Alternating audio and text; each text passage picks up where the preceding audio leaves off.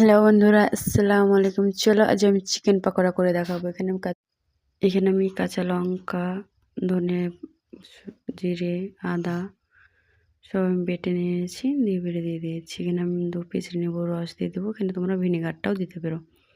আমি একটু নেড়ে ছেড়ে চলো এবার আমি পরিমাণ মতো চালের আটা দিয়ে দেবো, পরিমাণ মতন বেসন।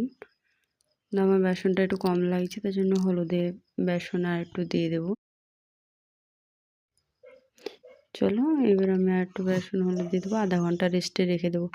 আধা ঘন্টা রেস্টে রেখে দেওয়ার পর আমার তেল গরম হয়ে গেছে, এবার তেলে ছেড়ে দেবো একে একে করে।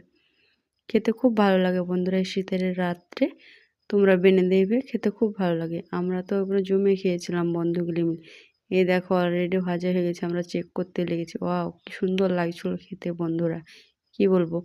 আর কে কোথা থেকে দেখছো ভিডিওটা একটু বলবে, আর একটু কমেন্ট করে জানাবে।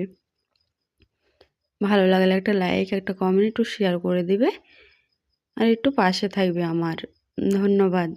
আর দেখো বন্ধুরা, এখানকার আমার চিকেন পাকোড়াগুলি খুব সুন্দর করে লাল লাল করে অলরেডি ভাজা হয়ে গেছে। এখানে এবারে আমি চিকেন পাকোড়াগুলি তুলে নেব। চিকেন পাকোড়াগুলি তোলা হয়ে গেছে, এবার আমি সার্ভ করব। খেতে খুব সুন্দর হয়েছিল বন্ধু।